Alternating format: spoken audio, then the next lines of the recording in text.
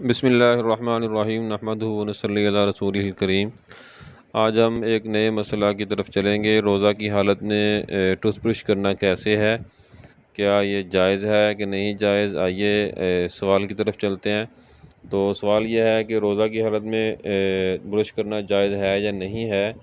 تو اس کے جواب میں تھوڑی میں آپ کو عرض کر دیتا ہوں کہ روزے کی حالت میں ہم جو ٹوتھ پیسٹ کرتے ہیں یا منجن وغیرہ لگاتے ہیں تو یہ اصل میں مکروہ ہے، لیکن اس سے روزہ نہیں ٹوٹتا۔ تو مسئلہ یہ ہے کہ اگر منجن یا جو ٹوتھ پیسٹ آپ کر رہے ہیں اگر وہ اس کے کچھ ذرات وغیرہ حلق سے نیچے چلے جائیں تو پھر روزہ ٹوٹ جاتا ہے، تو اس لیے احتیاط کرنی چاہیے۔ اول تو یہ ویسے ہی کام مکروہ ہے، ناپسندیدہ ہے شریعت میں۔ دوسرا اگر وہ کچھ ذرات چلے گئے نیچے حلق سے نیچے تو روزہ ٹوٹ جائے گا بھائی، اس لیے خالی ٹوتھ برش کر لیں تو اس سے انشاءاللہ دانتوں کی صفائی ہو جائے گی۔ بہتر ہے کہ مسواک آپ کریں، مسواک کرنا سنت بھی ہے اور آپ کے دانت بھی اس سے صاف ہو جائیں گے۔